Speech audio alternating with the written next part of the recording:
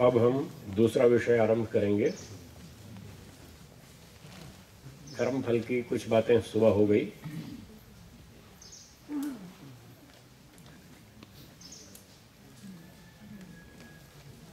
अब विषय है यम नियमों का। योग के कितने अंग बताए थे? 8। 8 में से 2 अंग हैं व्यवहार की शुद्धि के लिए, पहला और दूसरा, यम और नियम। बाकी 6 अंग ध्यान, उपासना, मेडिटेशन के लिए। तो व्यवहार के लिए जो 2 अंग बताए, यम और नियम, 5 कार्य यम हैं और 5 कार्य नियम हैं। इन 5 यम और 5 नियमों के नाम मेरे पीछे कृपया दोहराएंगे। अहिंसा, अहिंसा, सत्य, सत्य, अस्तेय, अस्तेय, ब्रह्मचर्य, ब्रह्मचर्य, अपरिग्रह। अपरिग्रह। कितने हुए? 5। ये हैं यम। अब 5 नियम। शौच, शौच, संतोष, संतोष, तप, तप, स्वाध्याय, स्वाध्याय, ईश्वर प्रणिधान। ईश्वर प्रणिधान। ये 5 नियम हैं। ये 10 कार्य हमें अपने व्यवहार की शुद्धि के लिए करने हैं। जो लोग कहते हैं कि जी मोक्ष तो बहुत दूर है और अभी तो हमारी योग्यता नहीं है मोक्ष तक जाने की, अब हम क्या करें? यहाँ इस समय क्या करें? जो हमारा स्तर है, जो हमारा जीवन है, जहाँ हम खड़े हैं, इस समय हम क्या करें? तो उनके प्रश्न का उत्तर ये है, इस समय यम और नियमों का पालन करें। ये करना है। इस समय हम सुख से जीना चाहते हैं, दुखों से बचना चाहते हैं। जीवन में बहुत सारी समस्याएं आती हैं, उनसे छूटना चाहते हैं, अच्छे कर्म करना चाहते हैं, बुराइयों से बचना चाहते हैं। तो ये यम और नियमों का पालन करना बहुत आवश्यक है। और इन चीज़ों को आज लगभग कोई भी नहीं सिखाता। जो हमारी अनेक समस्याओं का समाधान है वो है यम और नियम। इन चीज़ों को कोई नहीं सिखाता। तो हम इनको थोड़ा सा समझने का प्रयास करेंगे। ये यम और नियम क्या क्या है। पहला यम क्या बताया? अहिंसा। अहिंसा। वैसे तो व्याख्या करें तो बहुत लंबी लंबी व्याख्या हो सकती है, पर समय इतना नहीं है। हम बहुत संक्षेप से चलेंगे, छोटी छोटी संक्षिप्त बात करेंगे। अहिंसा का बहुत छोटा अर्थ है, मतलब छोटे शब्दों में, बहुत सीमित शब्दों में इसका एक मोटा सा अर्थ इस तरह से समझ लें, किसी के साथ भी अन्याय नहीं करना। बोलिए। किसी के साथ भी अन्याय नहीं करना। सबके साथ न्याय पूर्वक व्यवहार करना। सबके साथ न्याय पूर्वक व्यवहार करना। ठीक है, समझ में आया? इसका नाम अहिंसा है।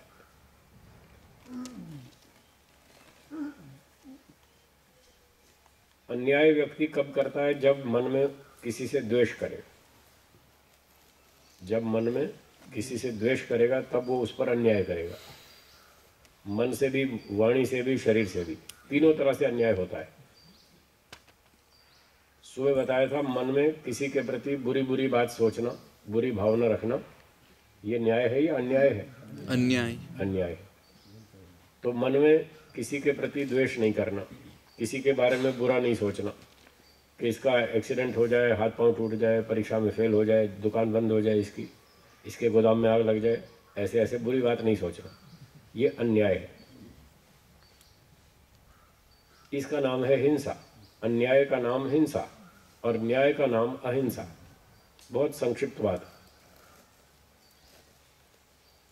ऐसे ही वाणी से किसी पर अन्याय नहीं करना, खामखा बिना कारण ऐसे कठोर भाषा नहीं बोलना किसी के साथ।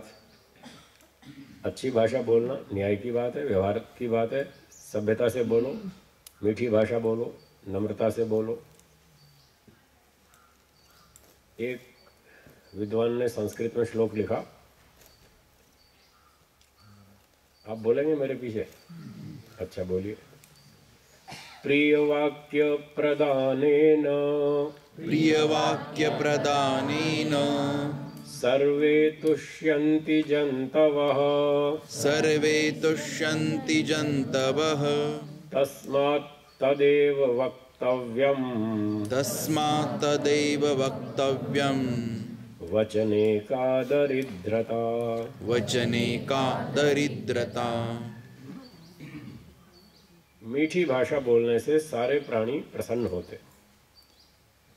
प्रिय वाक्य प्रदानेन, मीठी भाषा बोलने से सर्वे तुष्यन्ति जन्तवः, सारे प्राणी खुश होते हैं। कुत्ते के साथ आप मीठी तरह से बात करो तो वो भी पूंछ लाएगा, और उसको ऐसे वो भी डर के भाग जाएगा या गुस्सा करेगा। तो अच्छी भाषा बोलो, प्रेम से, सारे प्राणी खुश होते हैं। जब कुत्ता भी हमारी मीठी भाषा से खुश होता है तो आदमी की तो बात क्या है, आदमी के पास तो बहुत बुद्धि है, वो तो खुश होगा ही होगा। तो मीठी भाषा बोलने से सबको प्रसन्नता होती है, खुशी होती है, इसलिए मीठी भाषा बोलनी चाहिए। वचने का दरिद्रता, अरे बोलने में भी क्या कंजूसी करते हैं भाई, उसमें कोई पैसे थोड़ी खर्च होते हैं। बोलने में कोई पैसे खर्च होते हैं? नहीं। कोई पेट्रोल जलता है? फिर बोलने में कोई पैसे खर्च नहीं होते, कोई हमारा पेट्रोल नहीं जलता, फिर उसमें तो कम से कम कंजूसी ना करें। बोलने में तो अच्छी भाषा बोले। तो अच्छी भाषा बोलना ये न्याय है, ये अहिंसा है। और खामखा कठोर भाषा बोलना वो अन्याय है, वो हिंसा है। ये वाणी का हो गया। हाँ, दंड व्यवस्था अलग है। कोई आदमी गलती करे, उसको हमने 2 बार 4 बार प्रेम से समझा दिया, भाई ऐसी गड़बड़ मत करो, और जब वो नहीं मानता तो फिर दंड देना पड़ेगा। अब दंड के रूप में यदि हम कठोर भाषा बोलते हैं तो वो अलग बात है, वो तो न्याय व्यवस्था है, वो अलग चीज़ है, उसका नाम हिंसा नहीं है।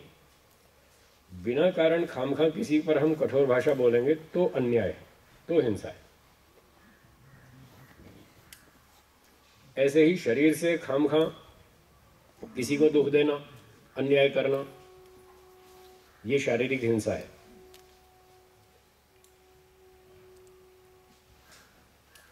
कुछ लोग बस में चढ़ने वाले थे और बस आई और भीड़ थी ज़्यादा। एक आदमी ने अपने खिड़की से थैला रख दिया अपनी सीट पे, अभी बस में नहीं चढ़ा, बाहर से ही नीचे खड़े खड़े अपना थैला वहाँ रख दिया। अब कुछ लोग उससे पहले चढ़ गए, जो पहले चढ़ गए वो जाके सीट पर बैठ गए। तो जिसका थैला था वो बाद में चढ़ा। उसने कहा भाई ये मेरा थैला कहाँ गया? उसने कहा ये तुम्हारा थैला रहा, ये लो। अरे भाई मैंने यहाँ थैला रखा था, ये मेरी सीट है। तो जो पहले चढ़ा था वो जो बैठ चुका था उसने कहा वाह, थैला तुमने रख दिया तो सीट तुम्हारी हो गई। बोले और क्या? बोले अच्छा कल ये थैला तुम लाल किले पर रख दोगे तो लाल किला तुम्हारा हो जाएगा। ये कोई बात है? मैंने थैला रखा तो मेरी सीट हो गई, ये कोई बात है? मतलब कोई बस में बाहर से नीचे खड़ा होकर के बस में ऐसे थैला रख दे तो वो सीट उसकी थोड़ी हो जाती है। ये तो अन्याय है। न्याय का नियम है, जो बस में पहले चढ़ेगा वो पहले बैठेगा, जो बाद में आएगा वो बाद में। सीट मिलेगी तो बैठो, नहीं मिली तो खड़े रहो। जब कोई सीट खाली होगी तब बैठना, ये न्याय की बात है या नहीं? तो ऐसे नीचे से थैला रख देना और कहना ये सीट मेरी है, ये अन्याय है, इसका नाम है हिंसा। अब बोलो ये हिंसा करते हैं? नहीं लोग करते। कोई थैला रख देता है, कोई रुमाल रख देता है।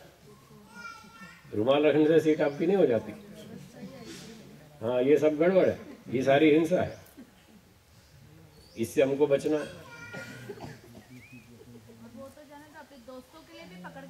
हाँ शॉर्टकट, बिल्कुल। हम भी बैठ जाएंगे फिर 4 दोस्तों के लिए और 4 सीट।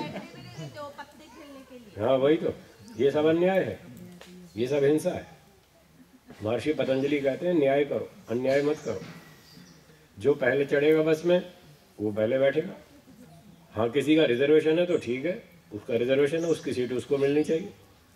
एक दिन मेरे साथ ही ऐसा हुआ, अहमदाबाद रेलवे स्टेशन पर मैं बस में चढ़ा और किसी ने अपना रुमाल रख दिया सीट पे। मैंने उसका रुमाल हटा के बैठ गया। वो आके मुझसे झगड़ा करने लगा, साहब मेरा रुमाल रखा था। मैंने कहा ये रहा तुम्हारा रुमाल, उठा लो। कि नहीं नहीं ये सीट मेरी है। तो मैंने उसको कही, आप वही बात कही कि तुम कल को अपना रुमाल लाल किले में रखोगे तो लाल किला तुम्हारा हो जाएगा क्या? फिर वो मेरी शक्ल देखने लगा।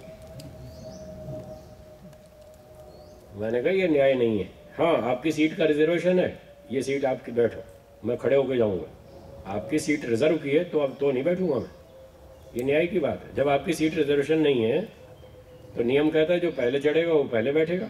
मैं पहले चढ़ा हूँ, मैंने भीड़ में धक्का खाया, तो पहले मेरा अधिकार बनता है सीट पे बैठने का, तो पहले मैं बैठूंगा। फिर उसकी समझ में आई बात थोड़ी। तो इस तरह से किसी पर अन्याय नहीं करना, दूसरे का अधिकार नहीं छीनना, दूसरे का हक नहीं मारना। अगर हम शरीर से ऐसी क्रियाएं करते हैं, दूसरे का अधिकार छीन लेते हैं, तो ये अन्याय है, इसका नाम है हिंसा। तो हिंसा नहीं करनी, अन्याय नहीं करना।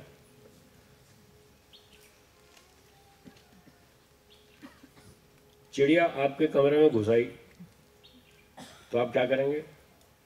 बाहर निकाल देंगे। कबूतर घुसा है, बाहर निकाल देंगे। बंदर घुसा है तो बाहर निकाल देंगे। और पाकिस्तानी हमारे देश में घुसा है तो बाहर निकाल देंगे। तुम अपने घर में रहो, हमारे यहाँ क्यों आते हो भाई? अपना अधिकार है हमारा, ये हमारा देश है, इसमें हम रहेंगे। तुम अपने देश में रहो, हम अपने देश में रहेंगे। हम क्या तुम्हारे देश में घुसते हैं? हम क्या तुम्हारे देश में कब्जा करते हैं क्या? जब हम नहीं करते तो तुमको भी अधिकार नहीं, तुम हमारे देश में क्यों घुसोगे?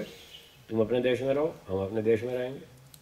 तो अपने परिवार की रक्षा करना, अपने घर की रक्षा करना, अपनी संपत्ति की रक्षा करना, अपने देश की रक्षा करना, ये न्याय है, ये अहिंसा है। ये नहीं कि आतंकवादी घुसा और हम पे कोई बात नहीं, वहाँ कोई बात नहीं चलेगा। हाँ, आपने एक वाक्य तो रट लिया, कोई बात नहीं, सब जगह लागू नहीं होगा, सब जगह लागू नहीं होगा। हाँ, तो वहाँ पर हमको सावधान होना पड़ेगा।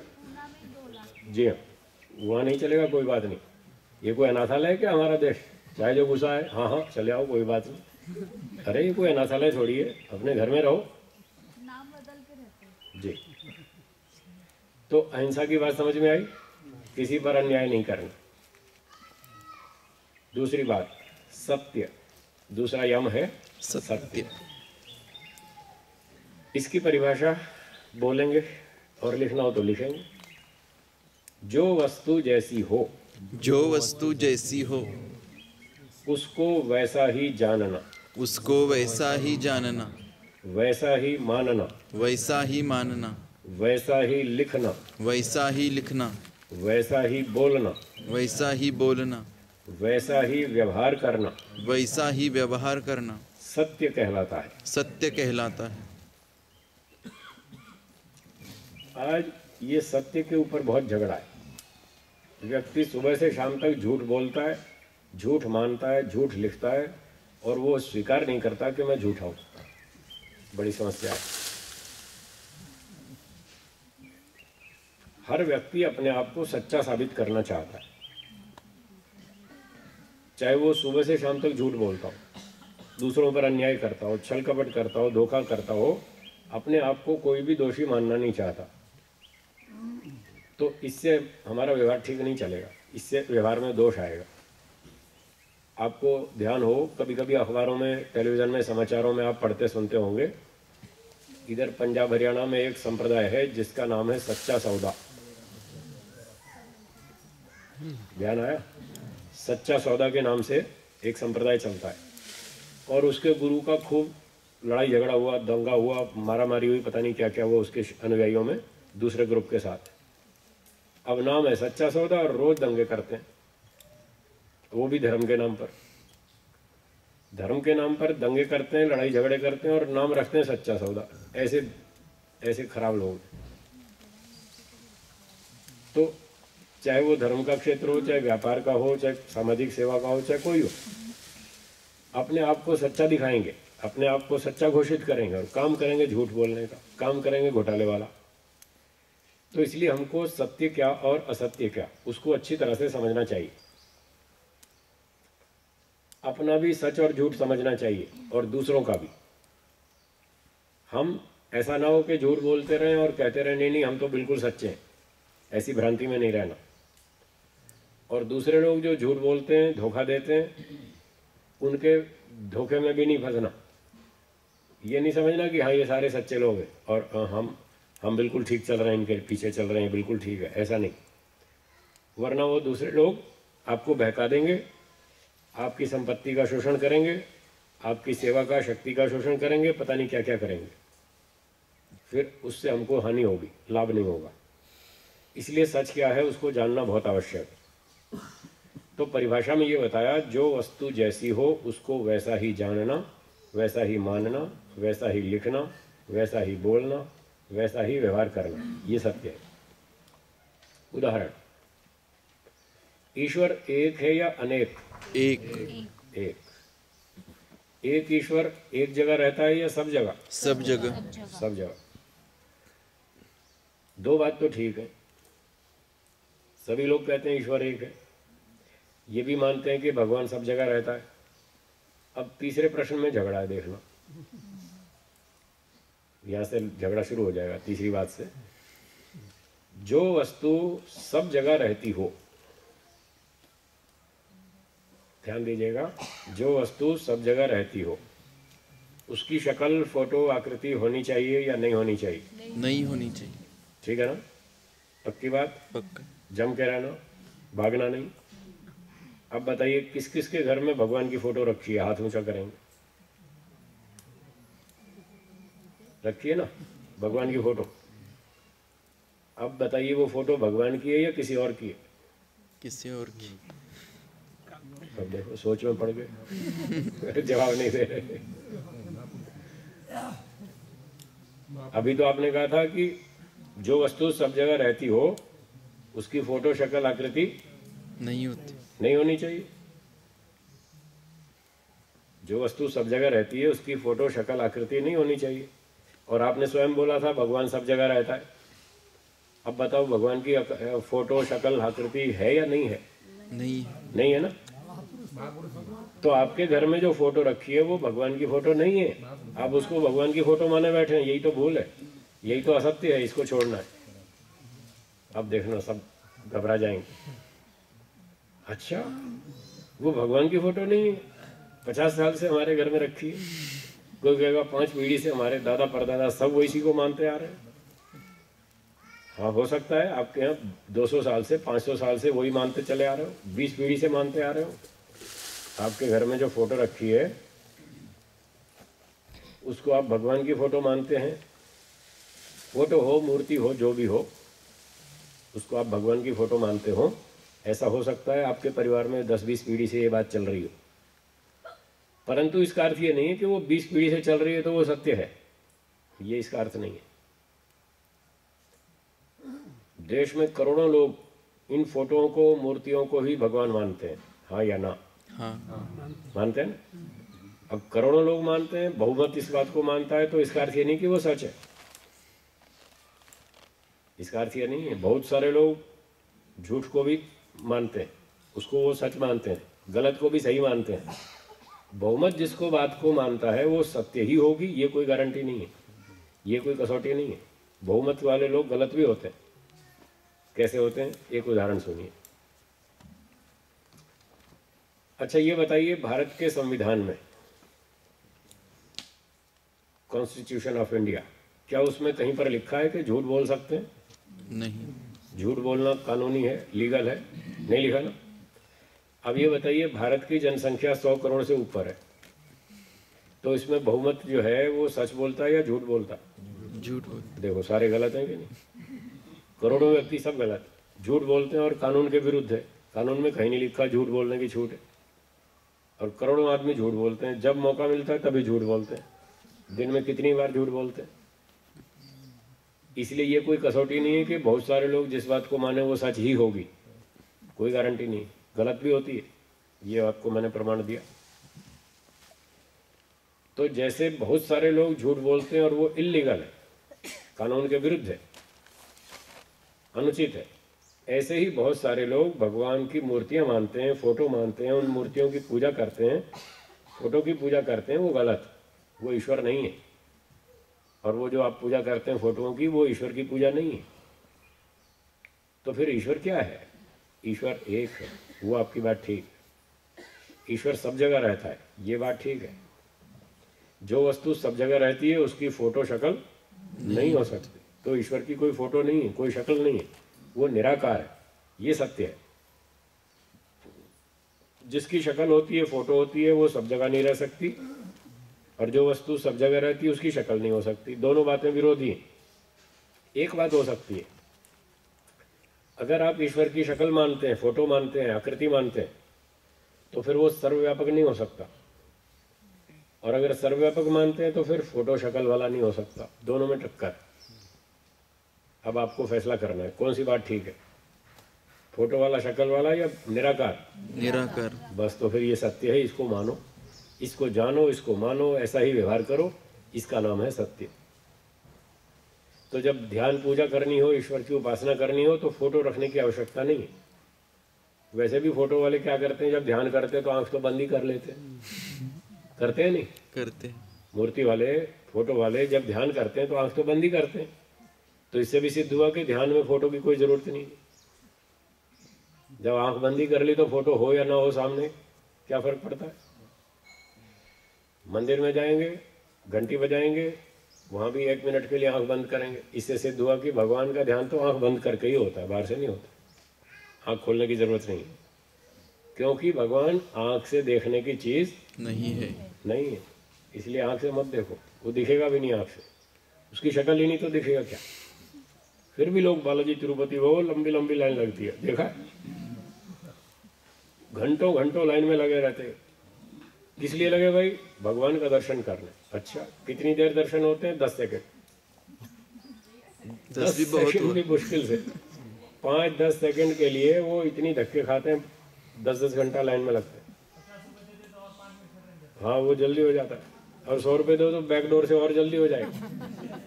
बैक डोर से और भी रास्ते हैं, 200-500 रुपये तो और शॉर्टकट भी है, और भी पकड़ के बाहर फेंक देते हैं। सब व्यापार है, बिजनेस है। मैं भी लगा था एक दिन वहां देखने के लिए गया था, पर मैं तो एक विजिटर के तौर पर गया था, कोई दर्शन करने नहीं गया था, ध्यान रखना। हाँ, मैं तो देखने गया था यहाँ होता क्या है, यहाँ होता क्या है देखने गया था, कोई भगवान का दर्शन करने नहीं गया था, क्योंकि मैं तो जानता हूँ भगवान है ही नहीं।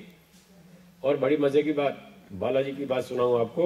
उस मंदिर के एक पंडित जी से मैंने पूछा, पहले तो आपको बताऊं वहां हुआ क्या।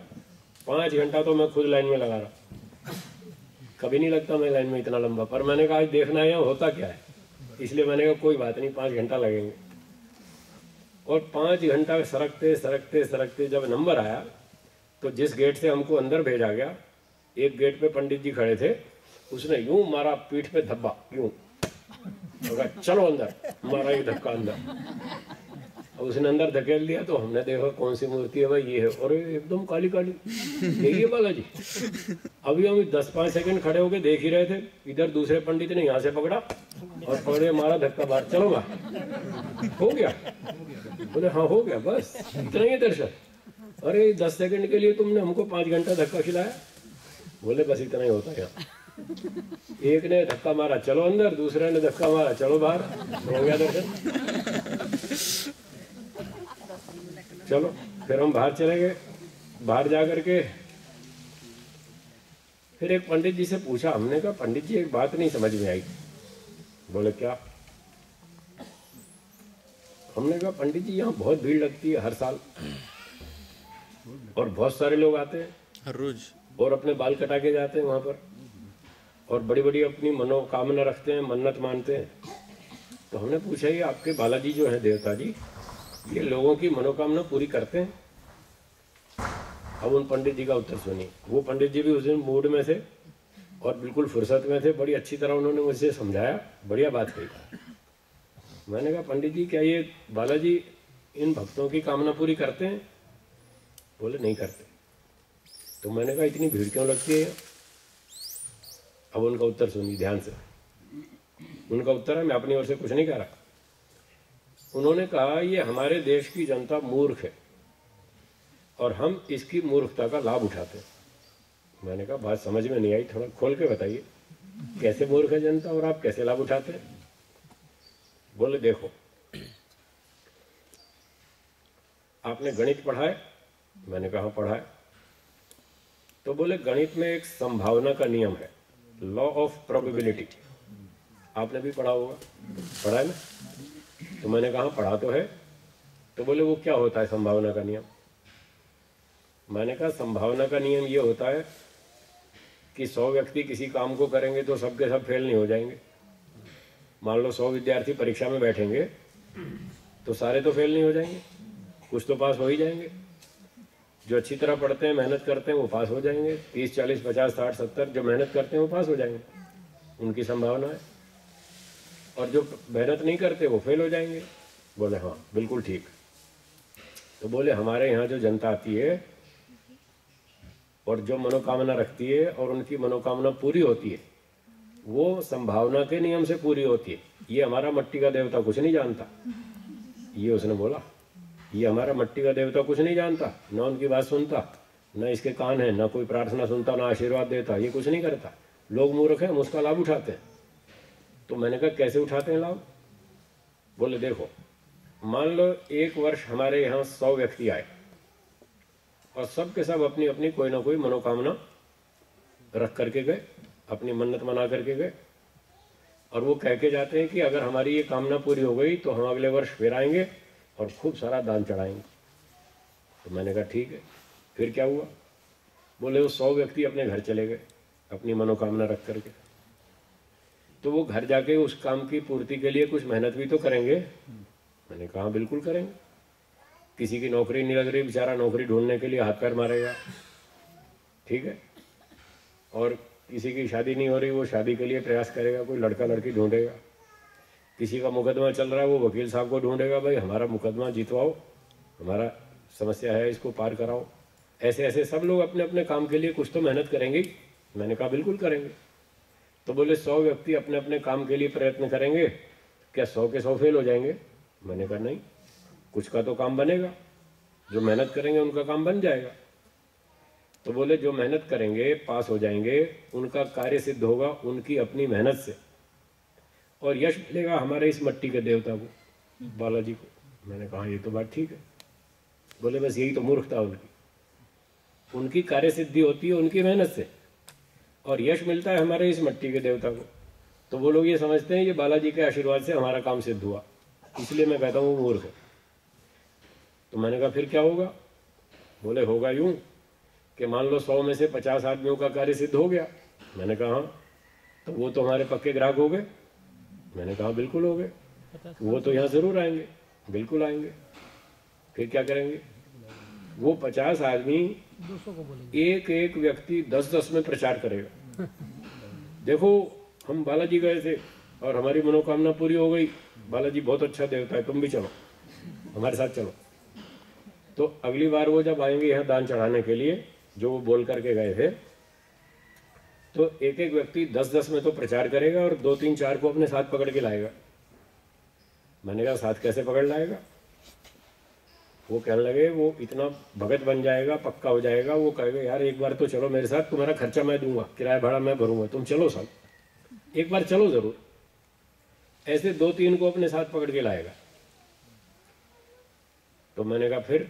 बोले 50 तो वो आएंगे जिनकी कामना पूरी हुई, और 2-2, 3-3 को साथ पकड़ के लाएंगे, 150 और हो गए।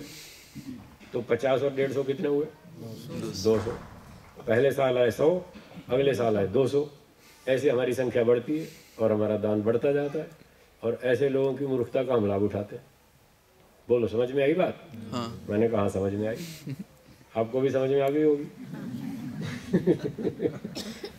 ऐसे सारे मंदिर चल रहे हैं दुनिया भर के, चाहे वो बालाजी का हो, चाहे वो दिल्ली का कनॉट प्लेस हनुमान मंदिर हो, चाहे वो वैष्णो देवी का मंदिर हो जम्मू में, चाहे कोई भी मंदिर हो, सब जगह पर यही आपका ये प्रभा देवी बम्बई में जो भी चलता है, और कोई भी मंदिर हो, शिरडी का साईं का मंदिर हो, जो भी मंदिर हो, सब जगह पर यही कानून है, लॉ ऑफ प्रोबेबिलिटी। इन सब मंदिरों में जितनी फोटो है, मूर्तियां हैं, सब जड़ है, कोई सुनती नहीं, कोई देखती नहीं, कोई आशीर्वाद देती नहीं, कोई उसका कर्म फल पूरा करती नहीं। फिर भी लोग बेचारे समझते नहीं, फिर भी वहीं जाएंगे, वहाँ दान चढ़ाएंगे। तो बोले इस तरह से हमारी संख्या बढ़ती जाती है और हमारा दान बढ़ता जाता है, इनकम बढ़ती जाती है। इसलिए मैं कहता हूँ भारत की जनता मूर्ख है और हम उसका लाभ उठाते हैं। मैंने कहा आप समझ में आई बात। तो सत्य क्या है? सत्य ये है कि जो व्यक्ति कर्म करता है ईश्वर उसको फल देता है। सत्य तो ये है। आपने पुरुषार्थ किया, आपका कार्य सिद्ध हो गया। वो कोई मट्टी के देवता ने सिद्ध नहीं किया, वो जो चेतन ईश्वर है सर्वव्यापक, उसने सिद्ध किया, जो आपके अंदर बैठा है। जो हमारे अंदर बैठा है, जो सब जगह रहता है, जो सबके कर्मों को देखता है, सर्वव्यापक चेतन परमात्मा, वो न्यायकारी है। उसने आपकी मनोकामना पूरी की है, वो मंदिर वाले ने नहीं की। वो तो जानता नहीं, देखता नहीं, सुनता नहीं, समझता नहीं। तो ये है सत्य। ईश्वर की कोई फोटो नहीं, कोई मूर्ति नहीं, कोई आकार नहीं, वो निराकार है, ऐसा मानना सत्य है। तो आपके घरों में जो फोटो रखी है वो भगवान की फोटो नहीं है, वो महापुरुषों की फोटो है। श्री राम जी की, श्री कृष्ण जी की, हनुमान जी की, आदि आदि। कल बात चली थी हनुमान जी की। मनुष्य है या बंदर? मनुष्य। हाँ, ध्यान रखना, हनुमान जी मनुष्य है, बंदर नहीं है। और सारे देश में लोगों ने उसको बंदर बना रखा है। सबके घरों में एक आध तो बताया बहन जी ने, कहीं फोटो देखी मनुष्य वाली हनुमान की, बाकी तो सब बंदर वाली जानते मानते, बंदर ही मानते हैं लोग। पूछता हूँ मैं, स्कूलों में कॉलेजों में जाता हूँ, विद्यार्थियों से पूछता हूँ हनुमान जी मनुष्य थे या बंदर, तो 95% विद्यार्थी, 98% विद्यार्थी बोलते हैं बंदर। मैंने कहा बंदर कैसे थे? बोले देख लो उनकी पूंछ थी। मैंने कहा अच्छा, बंदरों की तो पूंछ होती है, हनुमान जी की पूंछ जो है वो नकली है, वो हनुमान जी की पूंछ नहीं थी, वो बंदर नहीं थे। तो बोले फिर लोग क्यों मानते हैं? मैंने कहा वो भ्रांति है, जानते नहीं। बोले कैसे? मैंने कहा सुनो, तो मैं विद्यार्थियों से पूछता हूँ, ये बताओ हनुमान जी की माता जी का नाम क्या था?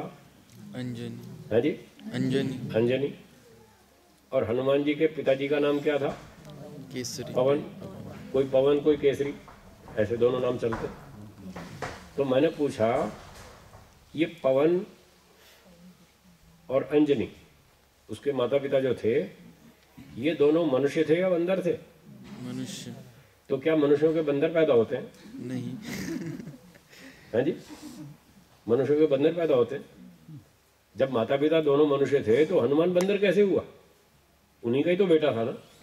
अब सोचो, लगाओ दिमाग। जब माता पिता दोनों मनुष्य थे तो बेटा बंदर कैसे हुआ?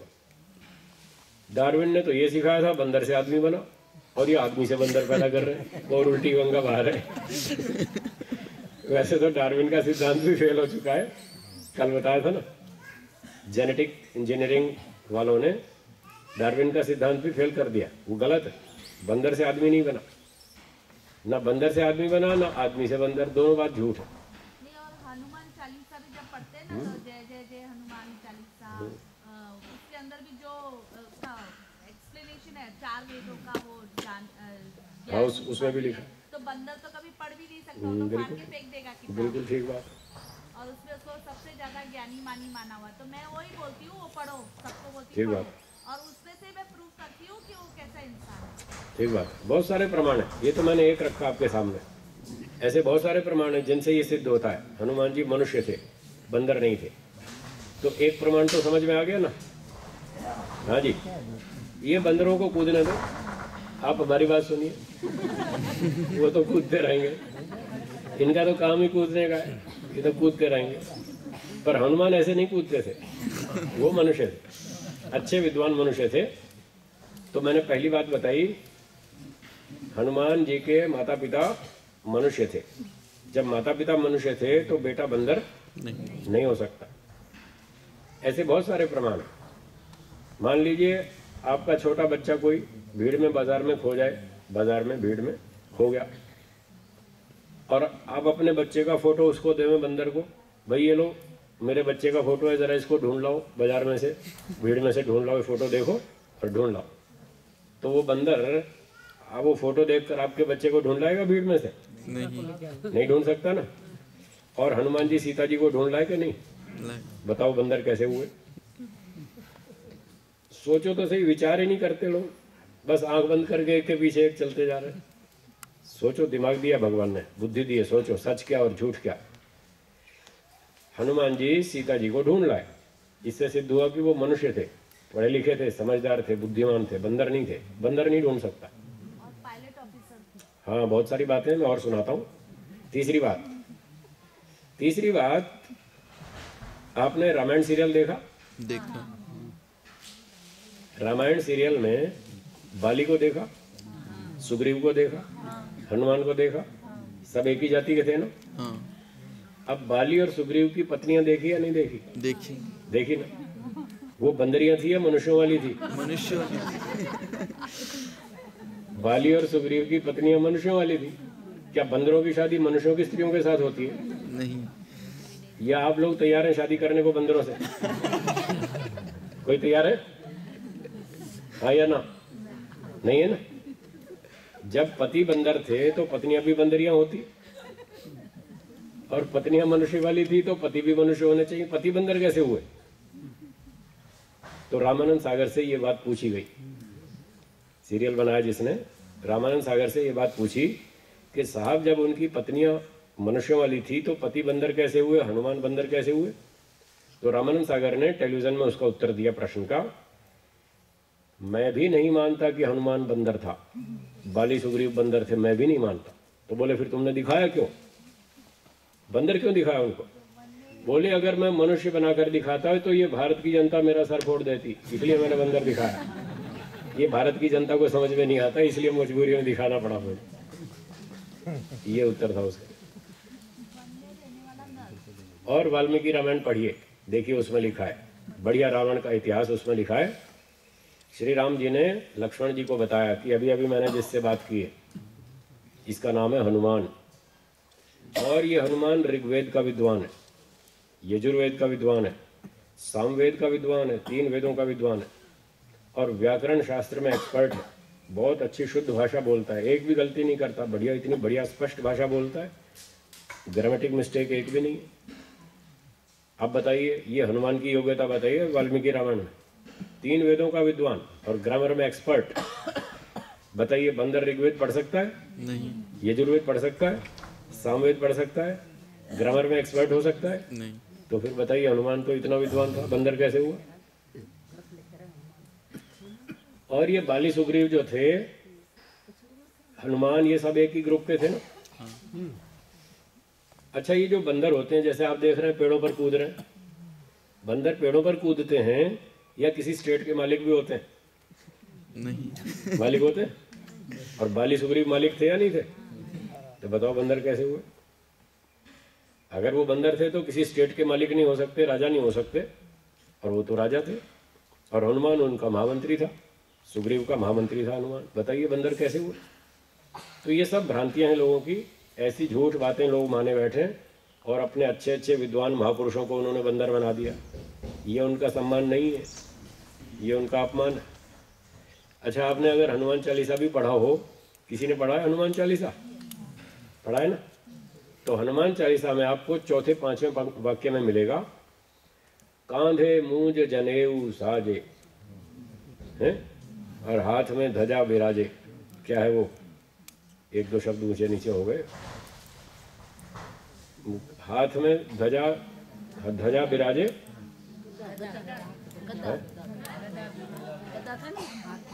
हनुमान जी गदा रखते थे, गदा भी रखते थे और ध्वजा भी रखते थे, दोनों बात थी। वो एक शब्द भूल गया मुझे, पर उसमें वाकई में यही था कि हाथ में उनके ध्वजा भी है और कंधे पर मूंज की जनेऊ भी है। अब बताओ बंदर ये सारे कूद रहे हैं, इनके कंधे पर मूंज की जनेऊ है? और आप में से कईयों पर मिल जाएगी जनेऊ। बंदर लोग जनेऊ नहीं पहनते, ये तो हनुमान चालीसा में भी लिखा है कि उनके कंधे पर मूंज की जनेऊ थी। इससे सिद्ध होता है वो विद्वान थे, पढ़े लिखे थे। तो खैर, सारी बात का सार ये है कि हनुमान जी विद्वान थे, बलवान थे, बुद्धिमान थे, ब्रह्मचारी थे, तपस्वी थे, बहुत अच्छे सेवक थे। श्री राम जी की कितनी सहायता की उन्होंने युद्ध में, सीता जी को ढूंढ के लाए, फिर युद्ध में सहायता की, रावण को मरवाया, सारे काम किए। इतने अच्छे विद्वान, बलवान, बुद्धिमान को हमने बंदर बना दिया। ये उसके साथ न्याय है कि अन्याय है? अन्याय। बस ये ठीक कर लो, नहीं तो किसी दिन हनुमान जी प्रत्यक्ष हो गए तो क्या रखते हैं अपने हाथ में? गदा। सबसे पहले उन भक्तों की धुलाई करेंगे, उनकी पिटाई करेंगे जो उनको बंदर बना के बैठे हैं। हनुमान जी तो प्रत्यक्ष नहीं होने वाले, ये तो मैंने आपको समझाने के लिए मजाक से कहा, पर भगवान जरूर दंड देगा, वो नहीं छोड़ेगा। जिन लोगों ने हनुमान जी को, इतने विद्वान को बंदर बनाया, उनको ईश्वर जरूर दंड देगा। ऐसे महापुरुषों का अपमान नहीं करना चाहिए, ये सत्य नहीं। पहलवान लोग अपने अखाड़ों में हनुमान जी का फोटो रखते हैं और सामने फोटो रख करके खूब अच्छा व्यायाम करते हैं, दंड बैठक लगाते हैं, तो जो हनुमान के भक्त हैं अपने घर में फोटो लगाओ हनुमान जी की, और व्यायाम करो, दंड बैठक बनो, उनकी तरह मजबूत बनो, बलवान बनो, और देश की सेवा करो। तो ठीक है, आप हनुमान के भक्त हैं, नहीं तो कुछ नहीं। ठीक है जी। तो ये तो मैंने कुछ 2-4 साहित्य के साधारण वो अपने आध्यात्मिक उदाहरण दिए। ईश्वर क्या है? एक है, सब जगह रहता है, वो निराकार है, चेतन है, आनंद स्वरूप है, सर्वशक्तिमान है, ऐसा है भगवान।